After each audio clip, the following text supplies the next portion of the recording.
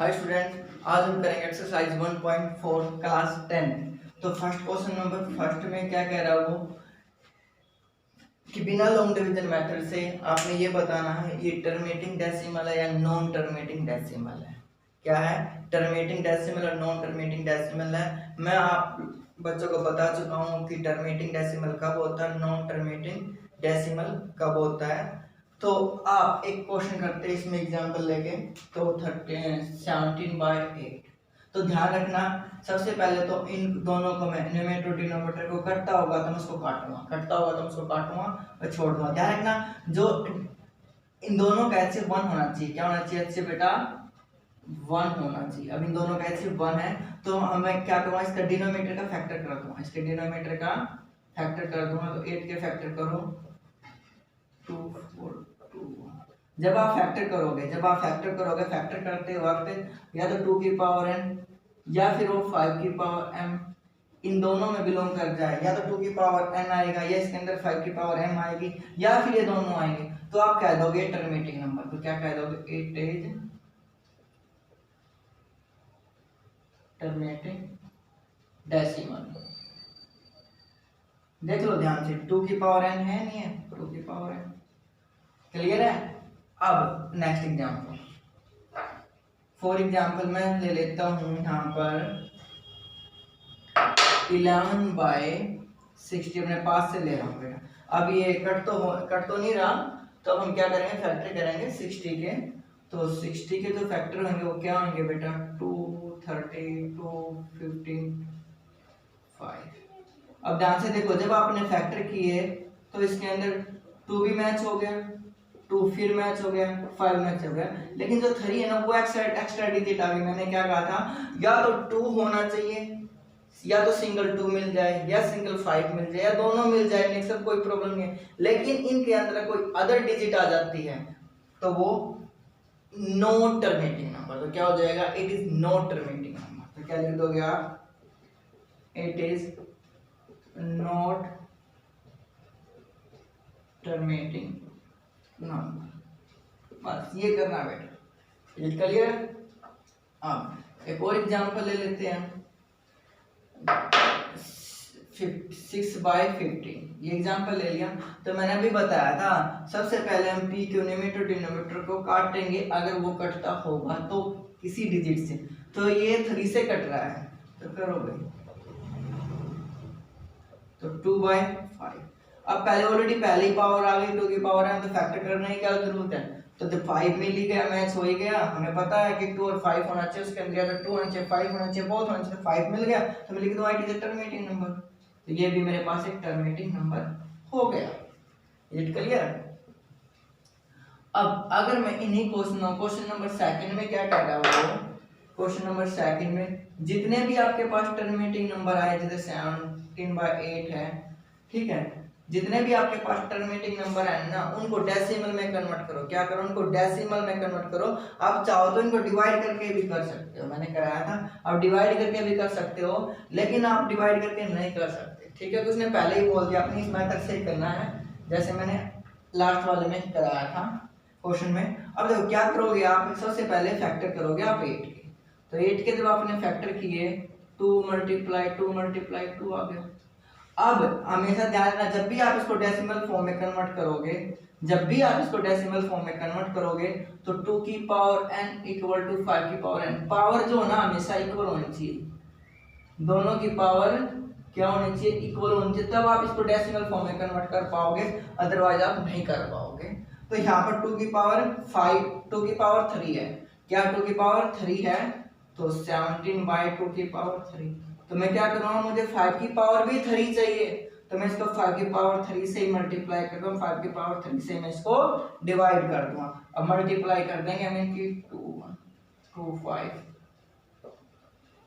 या अब इसको डेसिमल फॉर्म में कन्वर्ट कर दो 2.125। ये क्वेश्चन हो गया। अब नेक्स्ट क्वेश्चन देख लीजिए कोई और।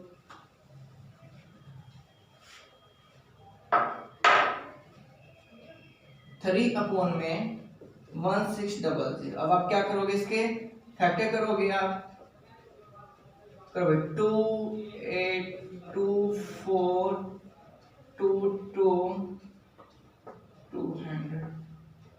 250, 225, 5, 5, 5, 1। तो इसके फैक्टर करने के बाद मेरे पास आ गया 3। मैं इसको लिख सकता हूँ 3 अपॉन में 1 2 3 4 5 6, 2 की पावर 6 मल्टीप्लाई में 5 की पावर 2। आप देखो ध्यान दो यहाँ पर, अब आपको ध्यान देना है 2 की पावर 6 तो है, क्या कहा उसने 2 की पावर 6 और 5 की पावर 2 है, ये 5 की पावर 2 है, तो 2 में इसके अंदर मैथ पावर जो है यहाँ पर 4 कम है, क्या है 4 कम है, यहाँ पर तो 6 है और यहाँ पर 2 है, तो मुझे 4 चाहिए, क्या चाहिए 4, 5 की पावर 4 और चाहिए। मैं क्या करूँ इसको 5 की पावर 4 से मल्टीप्लाई कर दूंगा, 5 की पावर 4 से मैं इसको डिवाइड कर दूंगा, तो क्या आ गया मेरे पास 1 2 3 4 5 6। अब आप इनकी मल्टीप्लाई करो, 5 मल्टीप्लाई 5 मल्टीप्लाई 5 मल्टीप्लाई 5 और 3, 25 625 625 की होती है इनकी 1875। क्लियर है बेटा, देख लेना मल्टीप्लाई कर गलत तो करके देख लेना, तो 1875 ये आपका क्वेश्चन। इस तरह आपको डेसिमल फॉर्म में कन्वर्ट करना है। कोई और एग्जांपल उठा लो आप बेटा और देखते एक दो।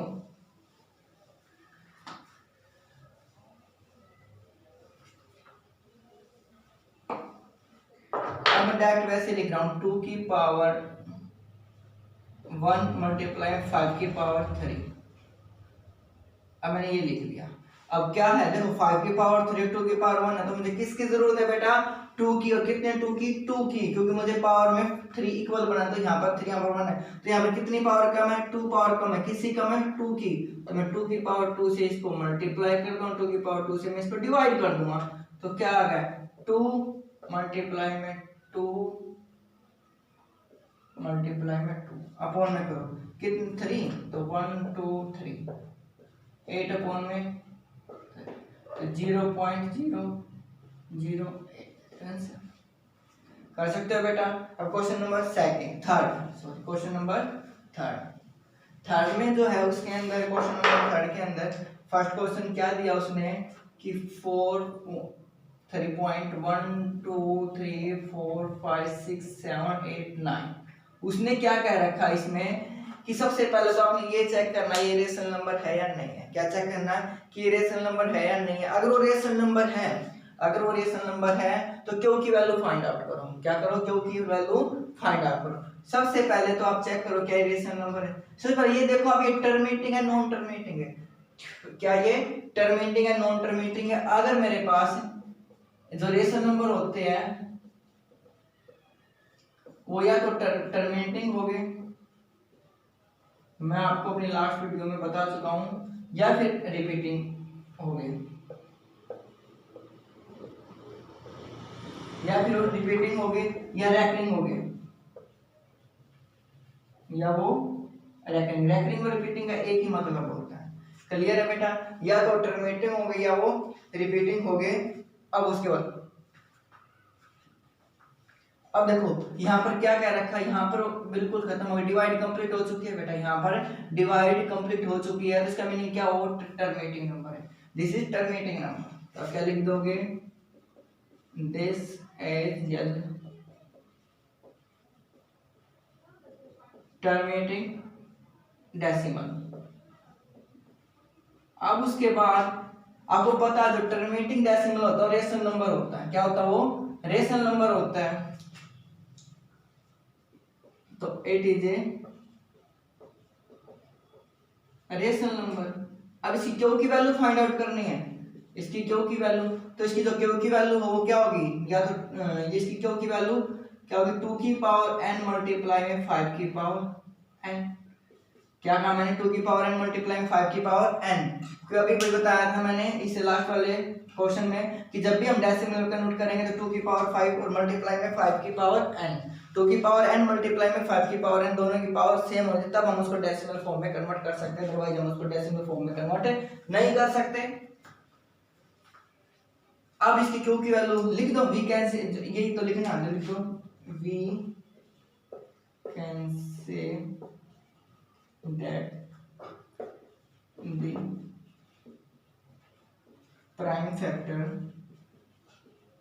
Of Q in the form 2 की पावर n मल्टीप्लाई 5 की पावर n। ये क्लियर हो, 2 की पावर n मल्टीप्लाई 5 की पावर n में होगा। अब अगर इसी क्वेश्चन में, अगर मैं इसी क्वेश्चन में इसके ऊपर ये डाल दूं, डाल दिया, क्या डाल दिया मैंने इसके ऊपर, बार डाल दिया। क्या डाल दिया, बार की यही रिपीट होगी बार बार, 1 to 9 1 to 9 1 to 9 रिपीट हो रहा है। अभी रिपीट हो रहा है तो इसके अंदर क्या हो गया, कौन सा नंबर हो गया, सबसे पहले होगा दिस इज ए रिपीटिंग या recurring number, this is a non terminating recurring number बेटा। तो लिख दूंगा this is a non terminating repeating decimal. तो लिख दोगे this is a non terminating repeating decimal. Clear है। अब उसके बाद ये रेशनल नंबर है, हाँ ये रेशनल नंबर है क्योंकि ये रेशनल नंबर है, तो लिख देंगे it is a rational number, rational number. उसके बाद क्यों, हाँ यहाँ क्यों की वैल्यू क्या होगी, अभी हमने फर्स्ट क्वेश्चन में पढ़ा था, फर्स्ट क्वेश्चन में किया था और हमने सेकंड में किया था, उसमें सिर्फ हमने टर्मिनेटिंग नंबरों को डेसिमल में कन्वर्ट किया था, केवल टर्मिनेटिंग नंबरों को ही हमने डेसिमल में कन्वर्ट किया था। हमें ये पता है कि नॉन जो टर्मिनेटिंग जो होते हैं कभी भी डेसिमल फॉर्म में नहीं होते, उसको हम कभी भी p बाय q की फॉर्म में लिख तो देंगे, लेकिन हमारे पास एग्जैक्ट हमें नहीं पता वो क्या होती है भाई, उसकी 2 की पावर n क्या होगी, 5 की पावर n क्या होगी। उसको मैं रेशनल नंबर भले ही कहूँगा लेकिन हम उसकी q की वैल्यू फाइंड आउट नहीं कर सकते, तो हम लिख देंगे फिर यहाँ पर we can say that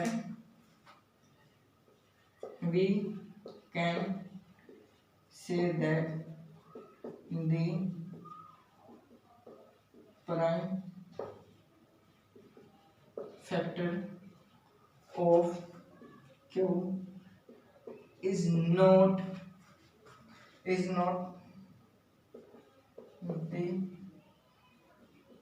form of 2 की पावर n मल्टीप्लाई 5 की पावर n। वो 2 की पावर n 5 की पावर n में नहीं हो सकती q की वैल्यू। Is it clear. अब उसके बाद नेक्स्ट क्वेश्चन, अगर मैं इस क्वेश्चन में ये ढाल दूं 0.12 1200 1200 1200 इस तरह, तो ये क्या हुआ, सबसे पहले चेक करो ये कौन सा नंबर है, ये कौन सी टर्मिनेटिंग नंबर तो है नहीं, बार बार डाटा चल ही रहा, अभी हमारे पास चल ही रहा है, एग्जैक्ट डिवाइड नहीं हुआ, तो ये नंबर तो है नहीं, तो होगा नॉन टर्मिनेटिंग। क्या होगा, नॉन टर्मिनेटिंग। और नॉन टर्मिनेटिंग में कौन सा नंबर है, ये हमारे पास non recurring number.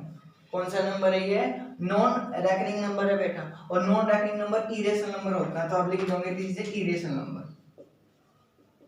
This is an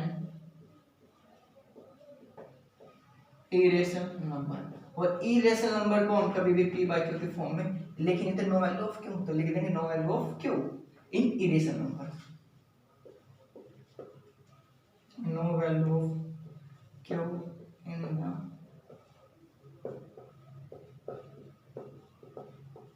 irrational number.